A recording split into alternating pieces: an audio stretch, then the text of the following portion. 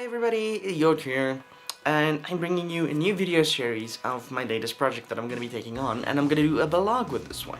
So what this blog is going to be, it's going to be about my new fursuit project called Yote 2.0. That is not really Yote back there, that is more Vex. He existed because at the time that I started with Yote 2.0, which I originally wanted to do, there was a bit of a scarceness of fur in South Africa.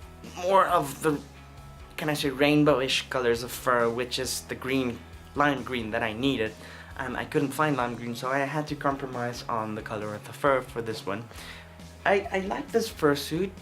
It's Vex. He's well made in my opinion, but he's not me. I don't really feel much of a connection with him. That's why I haven't really done a lot of videos with him, because that's not me. That's Vex. I'm Yote. That's Vex.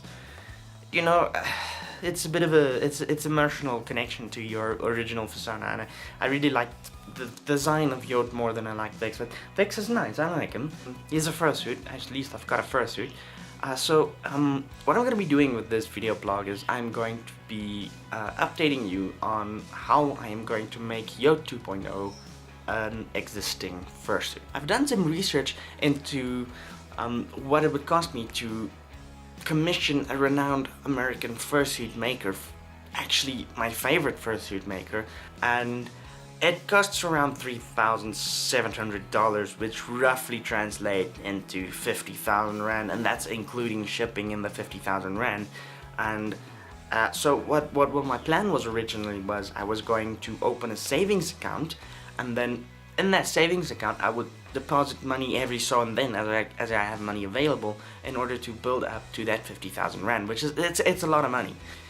I was planning on doing a 3-year thing that I wanted to do, to save over 3 years and, you know, pay in 3 years each year. But then I started thinking to myself, and I was looking around at fursuit prices a lot yesterday, and there's a lot of difference in fursuit making prices and stuff.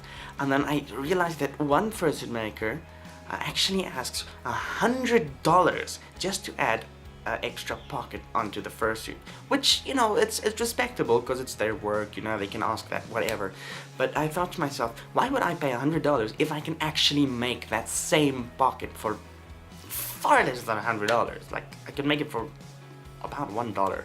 And you know, that got me thinking, why would I buy a fursuit if I can actually make one? And I started researching on a store called, on an online site called Etsy. I'm pretty sure a lot of you know Etsy.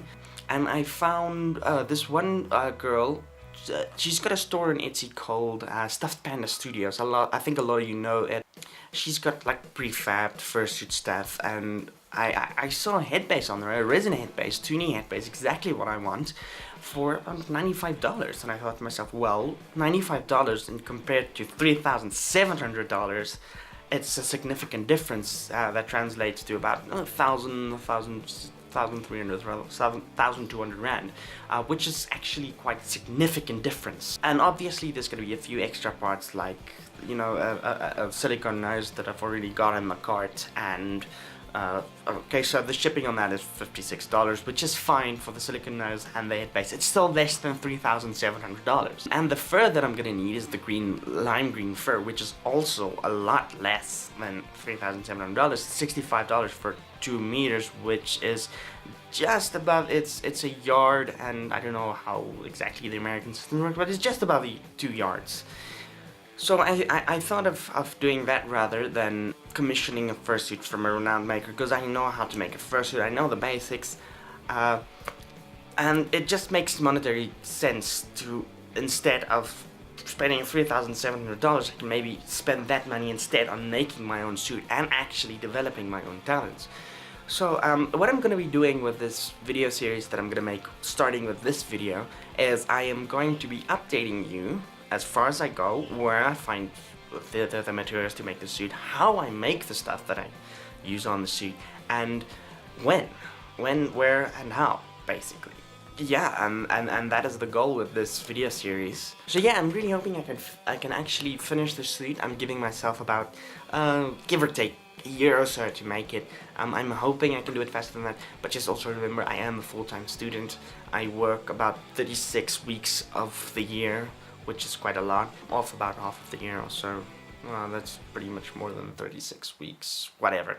But I'm busy most of the time. I'm going to be doing this part-time. I already wrote on the South African furry forums that I'm not going to be taking any commissions whatsoever throughout this whole year until I have finished this project of mine. I'm going to try to do this as professional as I possibly can. I've been doing some research into what the professional makers do and the small nitty-gritty things that they add just to give it that, you know, that bit of professionalism to it. And I'm going to be trying doing each and everything of that.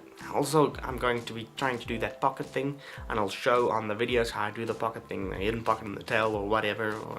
And I'm going to, the suit's even going to be having its own power supply, which is still something that's quite daunting to me, because my knowledge of electronics is questionable, if anything.